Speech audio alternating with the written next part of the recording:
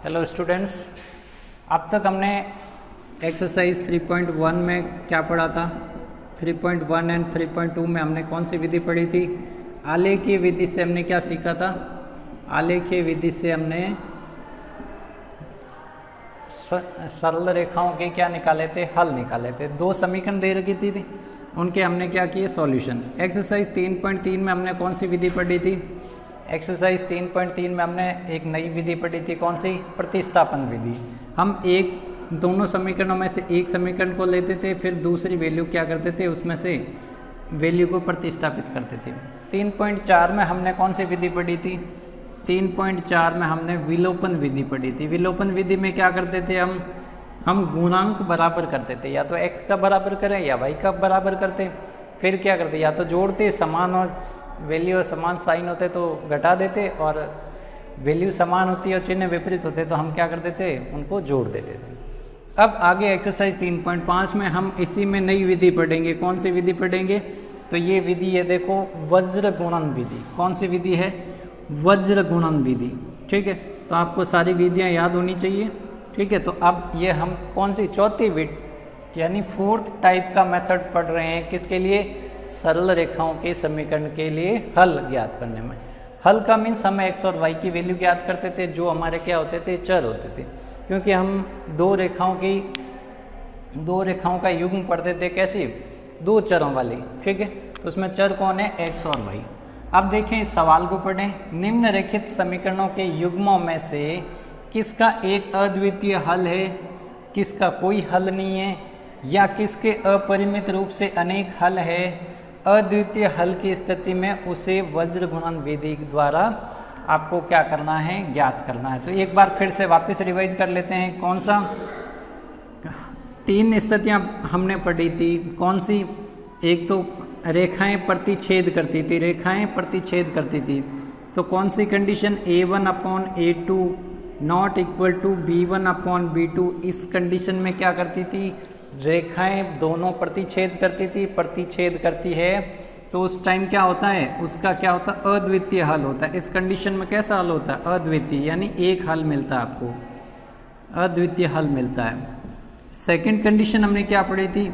अगर A1/A2 equal to B1/B2 but not equal to C1/C2, ये condition हो जाए तो क्या होती थी? रेखाएं समांतर चलती थी। समांतर रेखाएं चलेगी तो क्या वो आपस में कहीं टच करेगी? टच नहीं करेगी। तो उसमें क्या होगा? उसमें कंडीशन होगी कोई हल नहीं। क्या होगा? कोई हल नहीं, यानी x और y के मान आपको मिलेंगे ही नहीं। तीसरी कंडीशन हमने क्या पढ़ी थी? A1/A2 B1/B2 equal to C1/C2। तीनों के अनुपात क्या हो? बराबर हो। A1/A2 क्या है? गुणांक है। A1/A2 x के गुणांक है, B1/B2 y के गुणांक है, C1/C2 क्या? अचर पद है।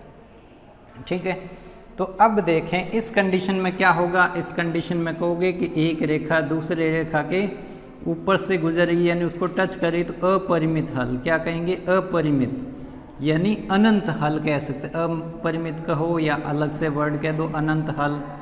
तो अब आपको किस कंडीशन में आपको वज्र गुणन विधि से हल करना है? ये कह रहा अद्वितीय हल आ जाए तो आपको आगे सॉल्व करना है। ये कंडीशन आ जाए तो आपको आगे सॉल्व करके x और y के मान निकालने। अगर इन दोनों में से आपको कोई भी कंडीशन मिल जाए तो हम हल नहीं ज्ञात करेंगे, क्योंकि कर भी नहीं सकते। अनंत हल है तो 2 हल 3 हल तो नहीं लिख सकते। अब अनंत बहुत सारे होते हैं, उसमें क्या लिखेंगे? कोई हल नहीं होगा तो हम हल कैसे बताएंगे? तो अब देखें, अब हम चेक करते हैं ऐसे ही अनुपात से। ठीक है, तो अब देखिए,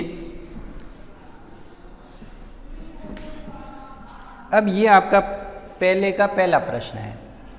A1/A2 बताइए। A1 क्या है? इसमें एक चीज़ का ध्यान रखें, आपको समीकरण कैसे लिखनी है? A1x plus B1y plus C1 equal to 0, A2x B2y plus C2 equal to 0। ये आपकी क्या है? आदर्श समीकरण है। क्या है?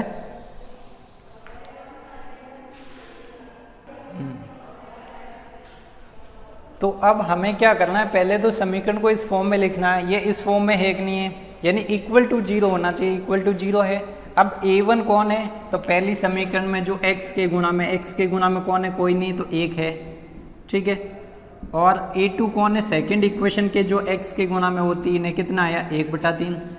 B1 B2 कितना है, तो -3 अपॉन -9, माइनस से माइनस कैंसिल, 3 एकम 3, 3 तिया 9, कितना आया 1/3।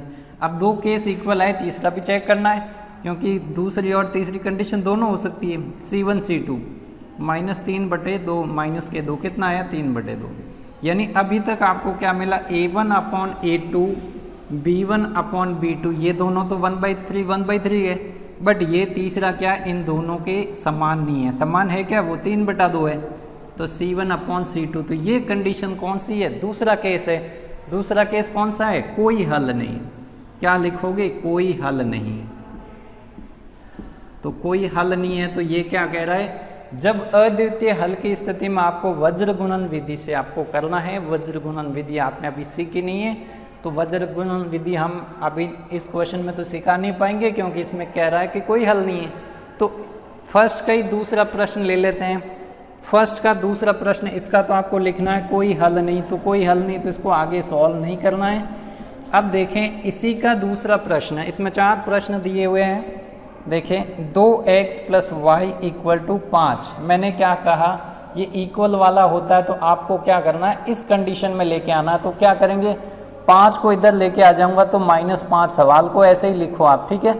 फिर दूसरी इक्वेशन क्या, 3x + 2y = कितना है 8 है, तो =8 को इस साइड लेके आऊँगा तो -8 होगा कि नहीं होगा, =0।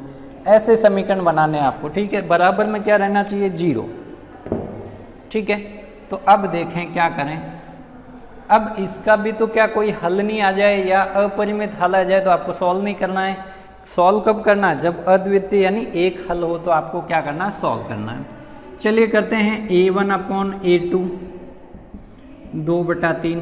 अब आगे सॉल्व नहीं होगा। B1 अपॉन B2, B1 कौन है, जो y के गुण में, यहाँ से कंपेयर करूँ ना सीधा। B1 कौन है 1, B2 कौन है 2, ये दोनों तो सेम ही नहीं है, सेम नहीं है तो तीसरा आपको चेक करना ही नहीं है। तो कंडीशन क्या बनी, A1 upon A2 not equal to B1 upon B2, यानी ये इसके बराबर नहीं है क्योंकि ये 2/3 आ रहा है, ये 1/2 आ रहा है। बराबर कैसे है, अगर दोनों समान होते तो 1/2 1/2 होते, या 2/3 2/3 होते। तो इस कंडीशन में क्या कहोगे, अद्वितीय हल है। इन दोनों रेखाओं का क्या है, अद्वितीय हल है। अद्वितीय हल कब आता है, जब रेखा एक पॉइंट पे टच करती है, दोनों रेखाएं एक बिंदु पे मिलेगी, तो अद्वितीय हल है। अब कह रहा है कि अद्वितीय हल की स्थिति में उसे वज्र गुणन विधि द्वारा आपको क्या करना है, ज्ञात करना है और उसका हल बताना है, यानी x और y के वो मान बताने हैं जहाँ पे ये दोनों रेखाएं क्या करती है, टच करती है, ठीक है, या मिलती है। अब देखें, ध्यान से देखना, नई विधि है, हम नई विधि में प्रवेश कर चुके हैं। अब उसके अकॉर्डिंग हमें आंसर निकालना है, हमें ना तो प्रतिस्थापन करना, ना विलोपन करना, ना ग्राफ बना के सॉल्व करना। अब हम करेंगे वज्र गुणन। वज्र का मीन्स होता है आपको तिरछा गुणा करना, ठीक है। तो अब देखें इसको कैसे करना, तो यहाँ लिखो x, ठीक है। अब देखो हिंट के लिए बता देता हूँ एक बार बार ये चीज़ें नहीं बताऊँगा, ये ऐसे लिख दो x y = 1, ऐसे बराबर लिखते जाओ।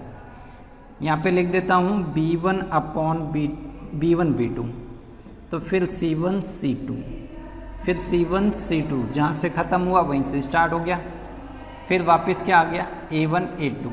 ऐसे देखो स्टार्ट कहाँ से किया, x है तो x के आगे वाले से, x के आगे वाले कौन है, B1 B2, फिर उसके आगे C1 C2, ठीक है।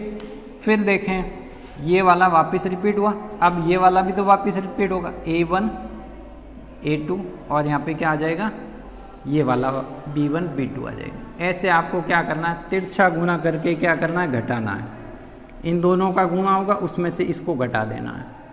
इन दोनों का गुणा होगा, इसमें से इसको घटा देना है। इन दोनों का गुणा होगा, इसमें से इसको घटा देना। ऐसे आपको करना है। तो ये हर बार नहीं लिखना, मैं एक बार लिख देता हूँ, ठीक है। अब B1 B2 की वैल्यू क्या है वो बता दो मेरे को, ठीक है। B1 का मान क्या है, B1 का मान देखो यहाँ पे ये रहा। B1 का मान कितना, 1, B2 का मान कितना है, 2, C1 C2, C1 का मान कितना है -5, C2 का मान कितना है -8, ठीक है। ये इक्वल टू 0 होना चाहिए। फिर C1 C2 ये सेम वैल्यू वापस रिपीट होगी। A1 A2, A1 क्या है, A1 यहाँ पे 2 है, A1 A2 2 और 3।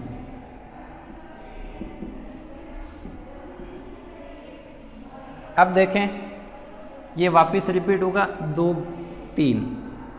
B1 B2 कहाँ है, ये रहा स्टार्टिंग वाला B1 B2, या फिर यहीं से ले लो B1 B2 क्या है 1 2, ठीक है। अब देखें,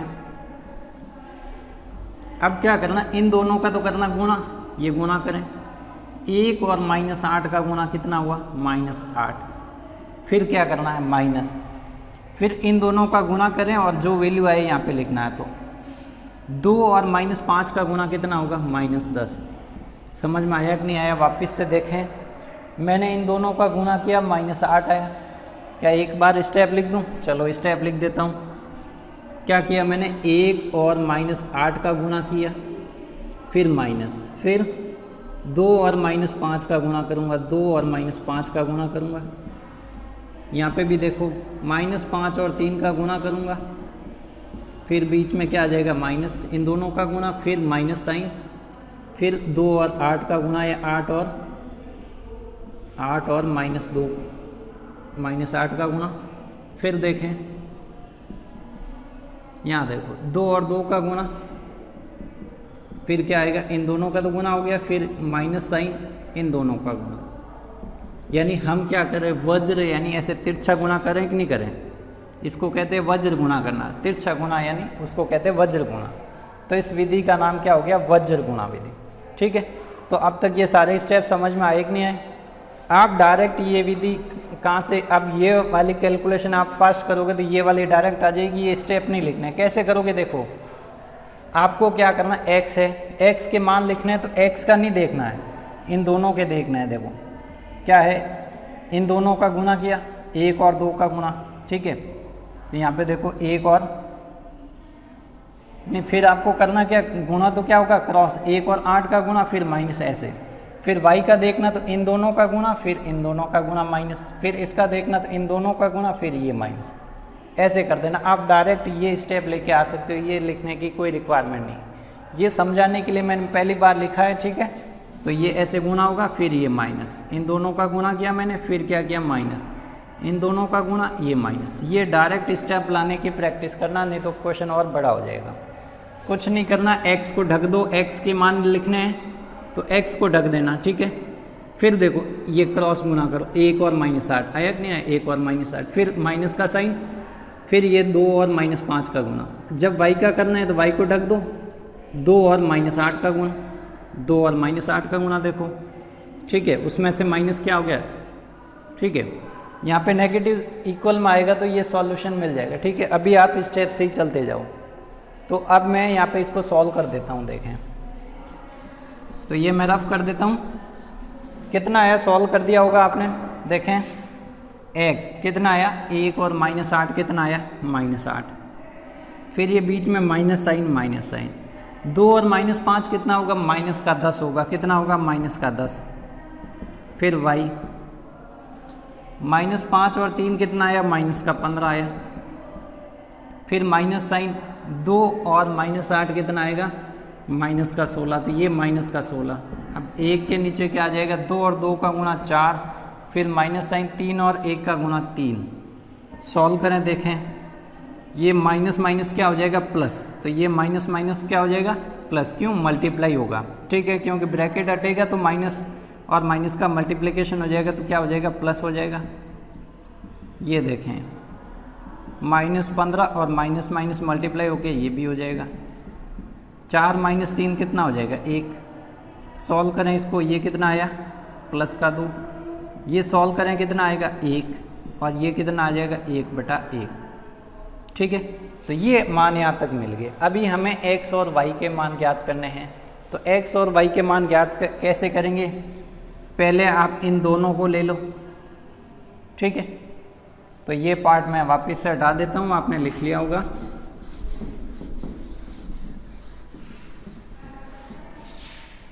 यहाँ देखें,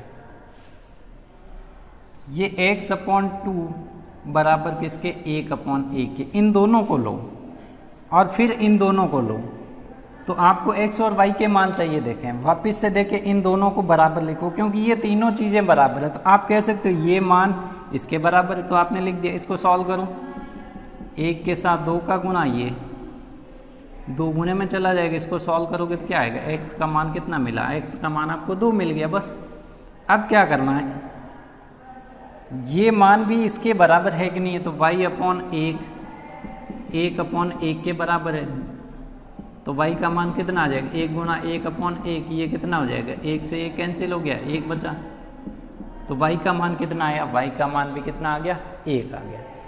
तो आप देखें हमें x का भी मान मिल गया, y का भी मान मिल गया। जो आपके ये तीनों बराबर वाली कंडीशन आती है उसमें क्या करना है, पहले और तीसरे को बराबर करना है, फिर दूसरे और तीसरे को बराबर करना है, क्योंकि दोनों के बराबर में है ये चीज़। ये इसके भी बराबर है तो ये इसके भी बराबर, तो ये पहले के बराबर, ये दूसरे के बराबर भी ये मान रखना है, जिससे आपके x और y के 2 मान मिल जाएंगे। तो ये हमने नई विधि सीखी थी, वज्र गुणन विधि। ठीक है, इसमें हम क्या करते थे, वज्र यानी तिरछा गुणा करते थे। ठीक है, आगे और क्वेश्चन देखेंगे। देखिए अगला प्रश्न नंबर आपके 3, इसमें क्या है, आपको पहले तो ज्ञात करना है कैसा उत्तर है। a1/a2 क्या आया, 3/6 कितना आ जाएगा, सॉल्व करें, 1/2 आ जाएगा। b1/b2 कितना है, -5 -10, माइनस से माइनस कैंसिल, 5 एकम 5, ये 1/2। c1/c2 क्या आया, अब थर्ड वाली भी चेक करना क्योंकि दोनों बराबर आ गए, तो थर्ड वाला चेक करें, ये कैंसिल, ये 1/2। कौन सी कंडीशन आई, तीनों ही बराबर है, a1 a2 किसके बराबर है, अनुपात b1 b2 के, अनुपात c1 c2 के बराबर है। तो ये कौन सी कंडीशन है, ये कंडीशन है आपके अपरिमित हल की। तो क्या लिखेंगे, अपरिमित हल। कितने हल है, अपरिमित, अपरिमित का मीन्स अनंत। ठीक है, अनंत हल है। तो अनंत हल है तो इस बोर्ड पे भी नहीं लिख सकते क्योंकि उनका तो कोई अंत ही नहीं है। अनंत हल है तो कौन सी कंडीशन में आपको हल निकालना है, अद्वितीय हल की स्थिति में, दोनों स्थितियों में नहीं निकालना। अगर इसका कोई हल नहीं है या अपरिमित रूप से हल है तो उनको आपको सॉल्व करके आगे नहीं निकालना, क्योंकि सॉल्व कर ही नहीं पाएंगे। अनंत यानी एक से ज़्यादा, यानी बहुत सारे, जिसका कोई अंत नहीं हो, ठीक है, और कोई हल नहीं होगा तो कैसे निकालेंगे। तो तीसरा आपके क्या है, अनंत हल है। अब देखें चौथा प्रश्न,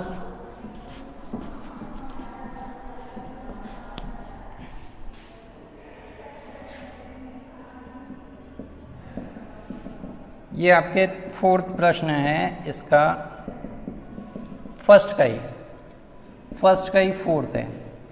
तो अब आपको करना है ये, तो पहले तो आपको चेक करना क्या है, हल कितने हैं, अद्वितीय हल है तो करेंगे। तो a1/a2 कितना आया, कोई गुणे में नहीं तो 1 होता है, ऐसा नहीं कि x ही लिख दो आप, x के गुणे में क्या 3, 1/3 आ गया। b1/b2 कितना आया, -3/-3, ठीक है, -3/-3 कितना आ जाएगा, 1। c1/c2 अब आगे करना ही नहीं है वैसे, क्यों, क्योंकि ये 1/3 आया, ये 1 आया, तो आगे क्यों करेंगे। हमें क्या मिल गया, a1/a2 b1/b2 के क्या है, अनइक्वल है, यानी नॉट इक्वल है। क्या है, नॉट इक्वल है। नॉट इक्वल है तो हम क्या कहेंगे, अद्वितीय हल है। क्या है, अद्वितीय, यानी जिसके समान कोई दूसरा नहीं हो, अद्वितीय हल। अद्वितीय का मीन्स होता है एक हल, अद्वितीय का मीन्स होता है एक हल। ठीक है, तो अब एक अद्वितीय हल की स्थिति में आपको वज्र गुणन विधि यूज़ करके करना है। तो यहाँ देखें, x, ये y, यहाँ पे 1, ठीक है। अब क्या करना है, यहाँ पे b1 b2 के वैल्यू रखते थे। चलो b1 b2 बताओ, b1 क्या है, -3, b2 क्या है, -3।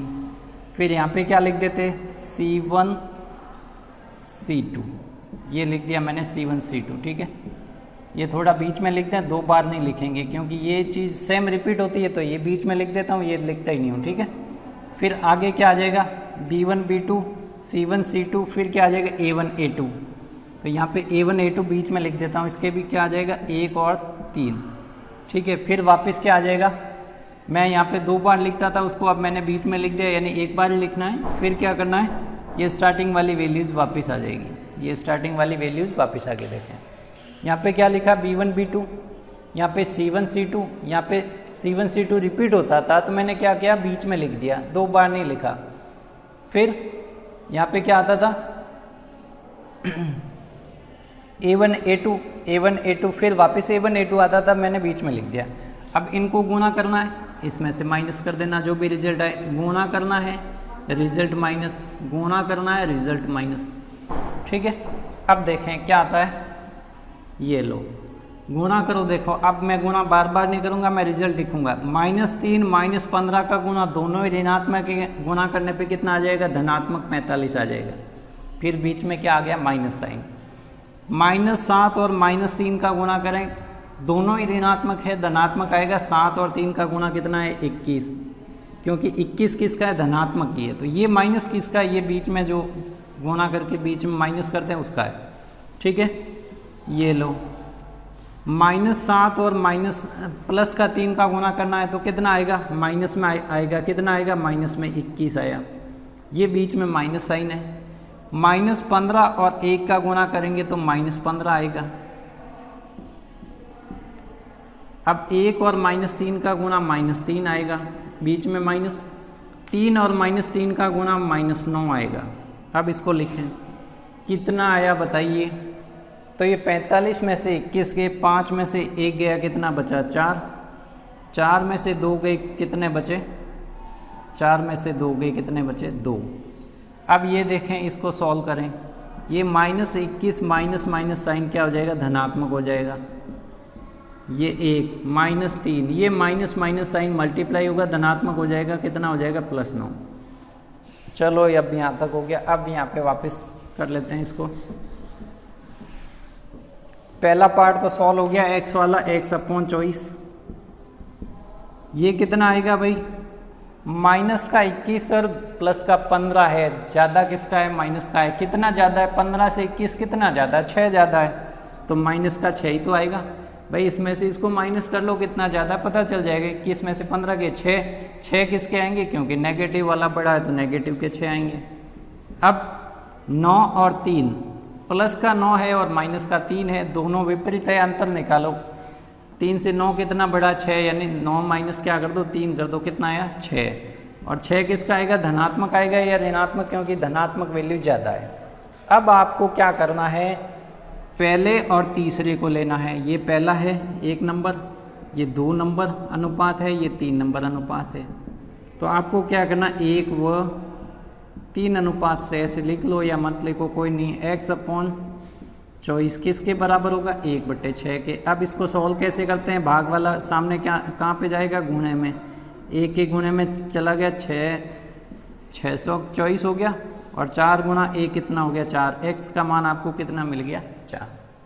अब y का मान निकालना है, तो y का मान निकालने के लिए क्या करेंगे, y वाली वैल्यू और अचर पद, ये लो। अब -6 कहाँ जाएगा, 1 के गुणे में -6 चला गया। अब ये 6 तो अपनी जगह, 6 से 6 कट गया, तो ये कितना आया, -1 और +1 का गुणा करेंगे, कितना आएगा, -1। मान कितना आ गया, y का मान कितना आ गया, -1। तो x का मान हमें मिला 4 और y का मान कितना मिला हमें, -1। ये हमने कहाँ से किया, 2 व 3 से, 2 व 3 से, दूसरे अनुपात और तीसरे अनुपात से, ये पहले और तीसरे से। कुछ नहीं करना, x का मान ज्ञात करना तो x का लेना है, और ये विदाउट x y वाला लेना। y का ज्ञात करना तो इन दोनों को बराबर करना, क्योंकि ये तीनों चीज़ें क्या है, बराबर है। तो ये था आपके पहले का चौथा प्रश्न। ठीक है, तो अब तक 2 प्रश्नों में आपको समझ में आ गई होगी वज्र गुणन विधि कैसे करते हैं, और बहुत सारे प्रश्न हैं, वर्ड प्रॉब्लम है, उनको भी हम सॉल्व करेंगे। तो इसी विधि का इस्तेमाल करेंगे पूरे, यानी 3.5 एक्सरसाइज में हम इसी से करेंगे। ठीक है, अब देखिए ये हमारा है 3.5 का दूसरा प्रश्न, जिसमें दूसरे में पहला, a और b के किन मानों के लिए निम्नरेखिक समीकरण युग्मों के अपरिमित रूप से अनेक हल होंगे। हल कैसे चाहिए आपको, अपरिमित रूप से हल चाहिए, और मान किसके ज्ञात करना है, a और b के। कैसे करेंगे, तो ये आपकी रैखिक समीकरण है, ये भी आपकी रैखिक समीकरण है। अब अपरिमित हल क्या होते हैं, अपरिमित हल कब आता है, अपरिमित हल कब आता है ये बताओ। अपरिमित हल की कंडीशन क्या है? तो उसकी कंडीशन है A1/A2 इक्वल टू क्या है, B1/B2 C1/C2। ये किसकी कंडीशन है? ये अपरिमित हल की कंडीशन है। तो अब हमें मान ज्ञात करने A और B के, यानी यहाँ पे A और B के क्या मान रखे हैं कि आपके ये समीकरण क्या आ जाएंगे, अपरिमित हल देंगे। ठीक है, क्योंकि A B अभी हमें पता नहीं है, यहाँ देखो, लेकिन ये तो पता है जो x के गुणे में है वो क्या है, A1 है, तो इस x के गुणे में है वो क्या है, A2 है। तो अभी ये मान तो करें, इन दोनों को बराबर करें पहले, फिर B1 इसको बराबर कर लेंगे। तो हमें ये मान ज्ञात करने हैं, तो मैं क्या करूँगा, A1/A2 इक्वल टू क्या करूँगा, B1/B2 के। तो मान बताओ मेरे को A1 का, तो A1 का पहली समीकरण ये है, तो A1 का मान कितना है, 2। A2 क्या है, A2 का मान जो x के गुणे में, तो x के गुणे में ये पूरा है, ये पूरा है, तो ये A2 होगा। ठीक है, फिर B1/B2, B1 कौन है, जो y के गुणे में, y के गुणे में कौन है, पहली समीकरण में 3। अब y के गुणे में पूरा है वो क्या है, B2 है, तो A + B। अब इससे हमें क्या करना है, एक समीकरण निकाल देनी। मैंने इन दोनों को लिया, फिर मैं इन दोनों को ले सकता हूँ या इन दोनों को भी तो ले सकता हूँ। क्रॉस में गुणा करें, 2 गुणा A + B होगा, 2 के साथ ये गुणा हो जाएगा, 3 के साथ ये गुणा हो जाएगा, क्रॉस गुणा ही होता है। ये लो, सॉल्व करें इसको, 2A + 2B, 3A + 3B minus का। अब इसको पक्षांतरण करें, या तो इनको इस साइड लेकर जाएं, 2A - 3A, 2B अपनी जगह ही है, 3B इधर आएगा तो +3B होगा कि नहीं होगा। ये कितना है, 2A - 3A कितना हो जाएगा, माइनस का 1A, और ये कितना हो जाएगा, 5B बराबर कितना हो जाएगा, 0। ये आपकी समीकरण नंबर क्या हो गई, 1। ये समीकरण क्या हो गई, 1। अब समीकरण 2 चाहिए, क्योंकि आपके पास A और B दो अज्ञात हैं, तो आपको समीकरण 2 चाहिए। इससे अगर मेरे को कहे कि A B का मान निकालो तो नहीं निकाल पाऊंगा, क्योंकि समीकरण अभी 1 है। दूसरी कैसे बनाएं, पहली कैसे बनाई, इन दोनों को बराबर किया, तो दूसरी समीकरण मैं ऐसे भी बना सकता हूँ, इन दोनों को बराबर कर दूँ या फिर इन दोनों मानों को बराबर कर दूँ, आपके पास चॉइस है। तो मैं क्या करूँ, B1/B2 C1/C2 के बराबर है, मैं ये ले रहा हूँ, ये दोनों भी तो बराबर है। तो B1/B2 का मान क्या, ये रहा 3/A + B, ये B1/B2 का मान है। अब C1 बताओ, तो C1 कौन होते हैं, अचर पद, जिसके गुणे में ना तो x हो ना y हो, तो ऐसा कौन है, 7 है इसमें। अब बताओ ये पूरा C होगा कि नहीं होगा, क्योंकि इन तीनों के गुणे में ना तो x है ना y है, तो ये आपका क्या हो जाएगा, दूसरी समीकरण वाला क्या हो जाएगा, C2 हो जाएगा।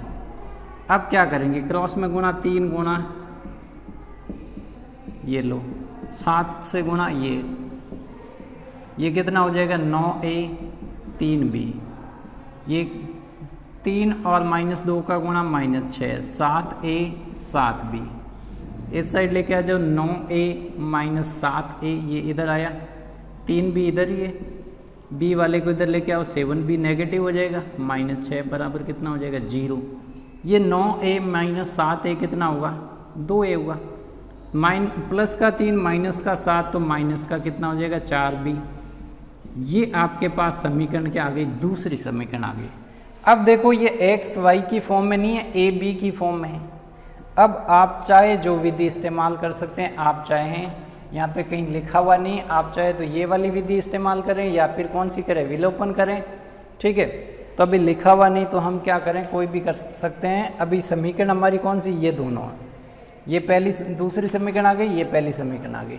इस समीकरण को और सरल कर सकते हैं, कैसे, हमारी गणना के हिसाब से इसको सरल कर सकते हैं। देखो 2 का भाग सब में जा रहा है कि नहीं जा रहा, 2 सबके गुणांक है, तो 2 कॉमन ले लूँ। देखो 2 कॉमन लिया तो यहाँ 2 से 2 कैंसिल हो गया, 2 का भाग तो यहाँ पे 2 आ जाएगा, ये कितना आ जाएगा, 3। ये देखो अब 2 को कहाँ भेज दो, भाग में। तो इस समीकरण को मैं और सरल करके ईजी कर सकता हूँ। देखो ये भाग में चला गया 2, क्योंकि 2 सब में से मैंने कॉमन लिया, भाग में चला गया, तो 0/2 क्या हो गया, 0।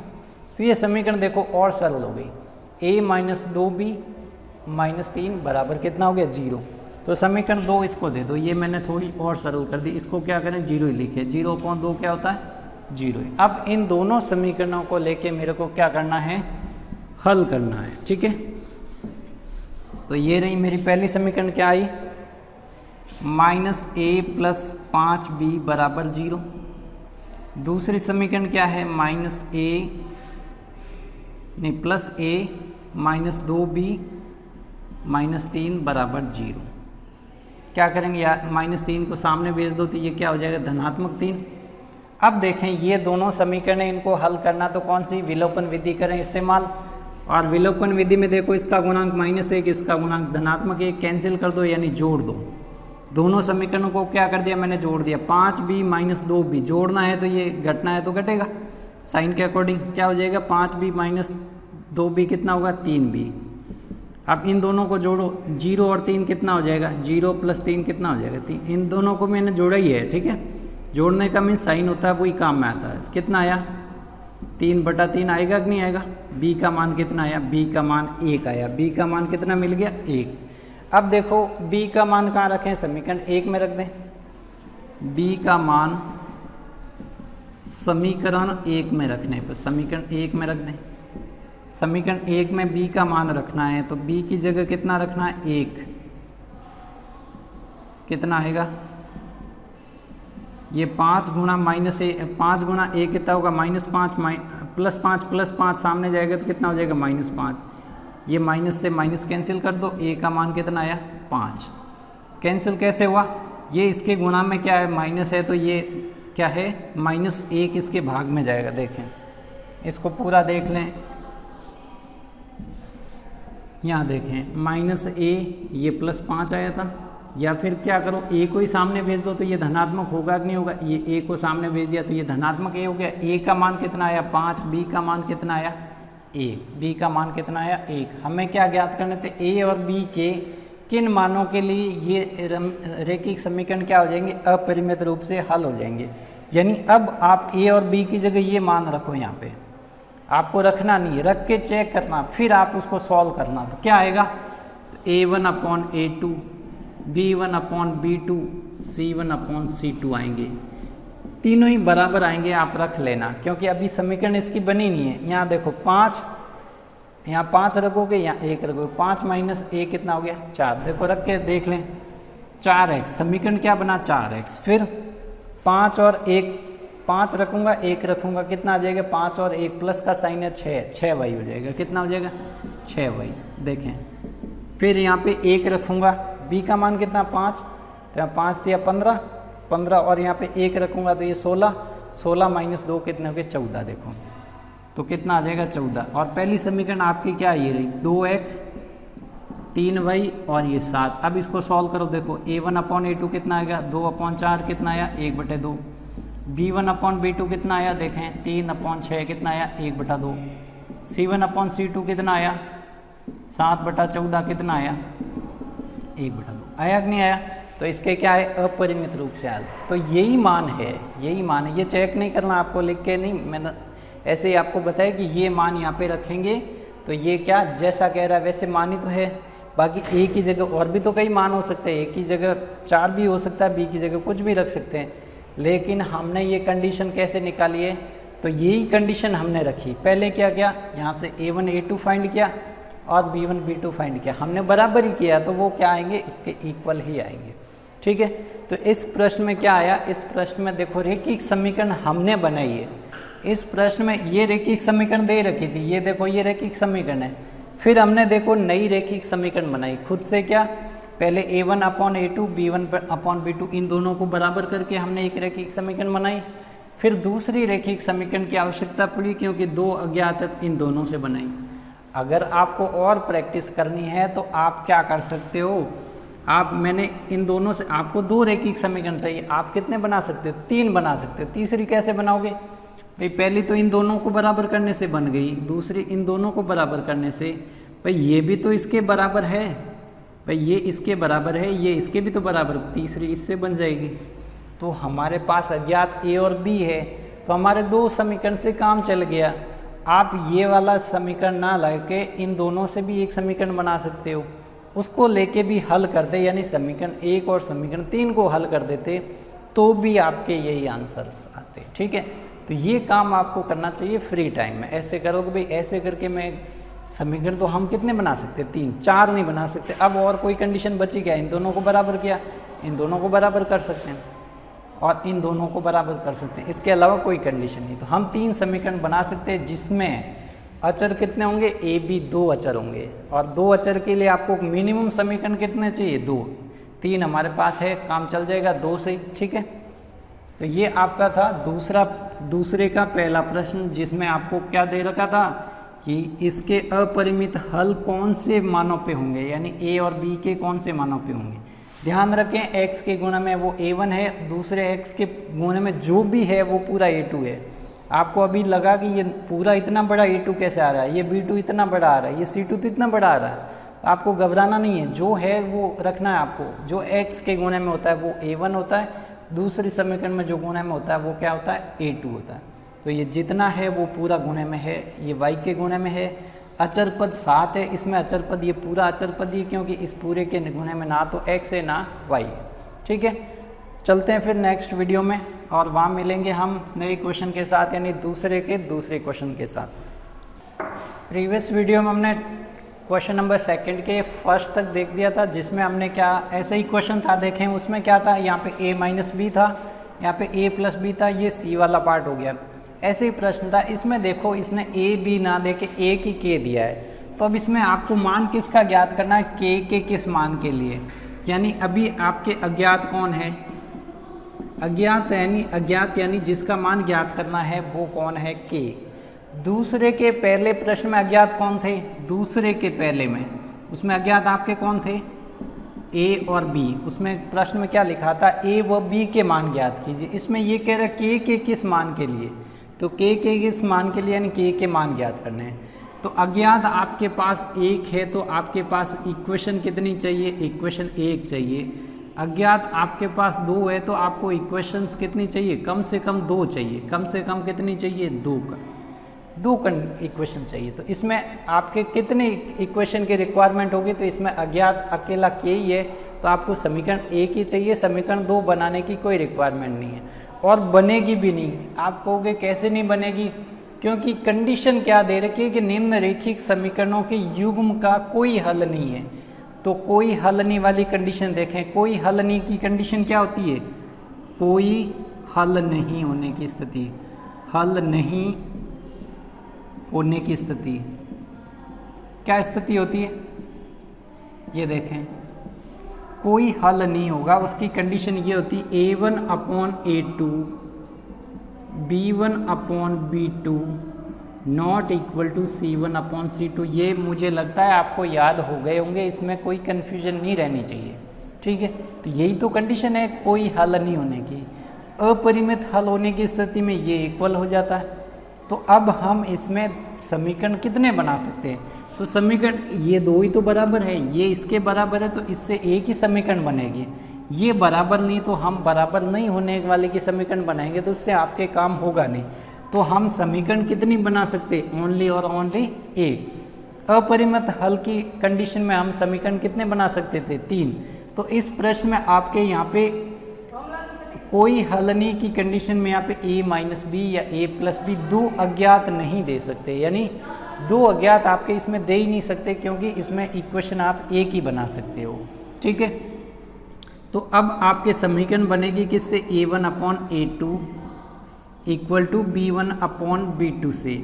अब इससे समीकरण बनेगी नहीं, इन दोनों से भी नहीं बन सकती, इन दोनों से भी नहीं बन सकती, क्यों, साइन नॉट इक्वल का है। इक्वल से ही समीकरण बनेगी। देखें a1 का मान तो ये आपकी पहली समीकरण है, ये आपकी दूसरी समीकरण है।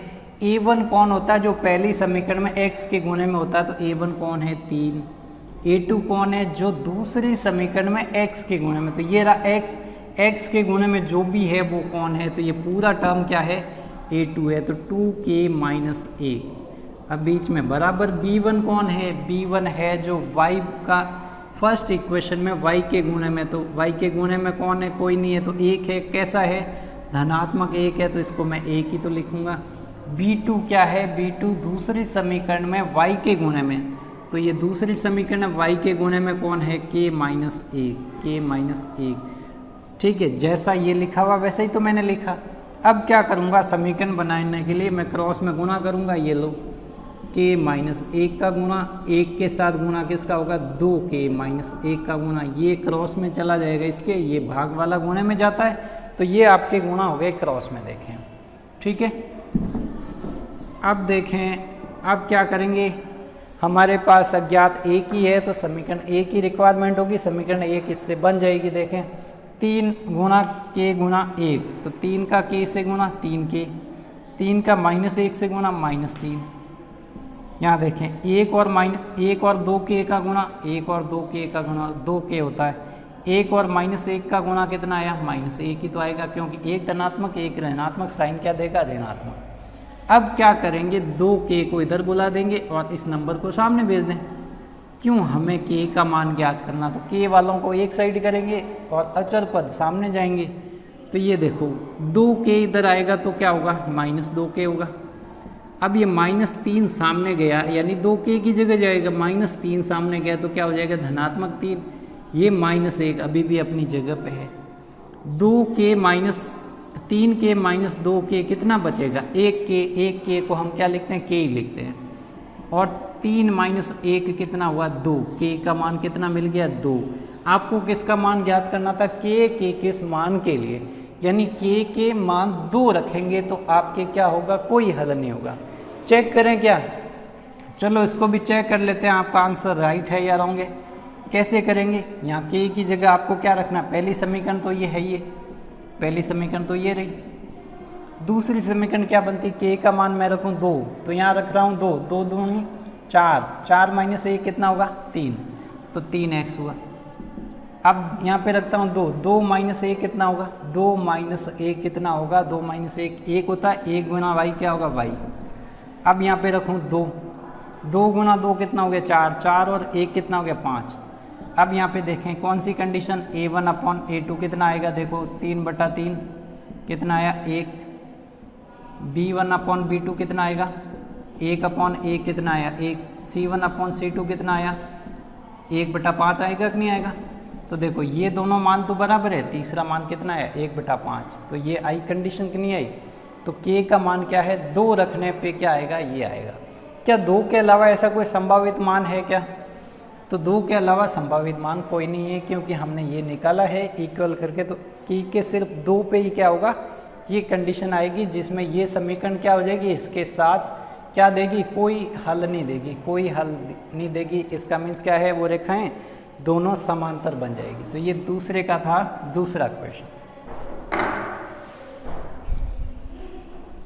अब आपके 3.5 का तीसरा प्रश्न है। क्या प्रश्न है, निम्नरेखिक समीकरण युग्म यानी 2 समीकरण दे रखे हैं को प्रतिस्थापन एवं वज्र गुणन विधियों से हल कीजिए।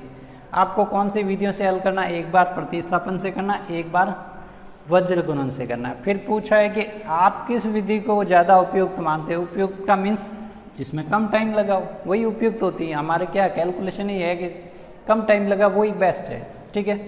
तो अब आपको क्या करना है, प्रतिस्थापन तो खुद से करना है, ठीक है। वज्र गुणन मैं बता देता हूँ आपको, वज्र गुणन विधि मैं बता देता हूँ, ठीक है। तो प्रतिस्थापन हमने कौन सी 3.3 में पढ़ी थी, प्रतिस्थापन कौन सी एक्सरसाइज में पढ़ी थी 3.3 में हमने प्रतिस्थापन पढ़ी थी। आप चाहे तो विलोपन से भी कर सकते हैं इसको, ठीक है। तीनों विधियों से करेंगे आंसर वही आएंगे। चौथी विधि कौन सी है, ग्राफ वाली यानी आलेखीय विधि। 4 विधियाँ।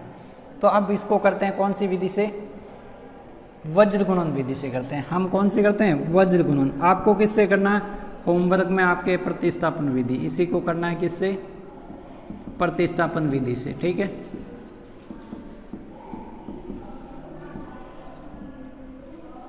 अब वज्र गुणन विधि में क्या करते हैं हम, मैंने क्या कहा, इनको इस साइड लेके आ जाओ। इक्वल में क्या रहने चाहिए 0, चलो इक्वल में 0 लेके आ जाते हैं तो 8x 5y -9 हो जाएगा, ये इक्वल 0। 3x + 2y -4 हो जाएगा, ये 0 इक्वल में आया कि नहीं आया। अब क्या करना, x बराबर y बराबर 1। अब क्या करना होता है, x है तो ये वाली वैल्यूज़ का गुणा, तो यहाँ b1 b2 लिखते हैं, फिर बीच में लिख दूंगा c1 c2, फिर a1 a2, फिर वापस आ जाएगा b1 b2। तो क्या लिखें 5 और 2, x है तो ये x वाला नहीं आएगा, यहाँ से स्टार्ट होगा a1 b1 b2, फिर आएगा c1 c2 -9 -4, फिर A1 A2, उसके बाद A1 A2 8 3, फिर वापस ये स्टार्टिंग वाली क्या करेंगे, क्रॉस गुणा माइनस, क्रॉस गुणा माइनस, क्रॉस गुणा माइनस। चलो करें, 5 और -4 का गुणा कितना आएगा, 5 और -4 का गुणा करेंगे।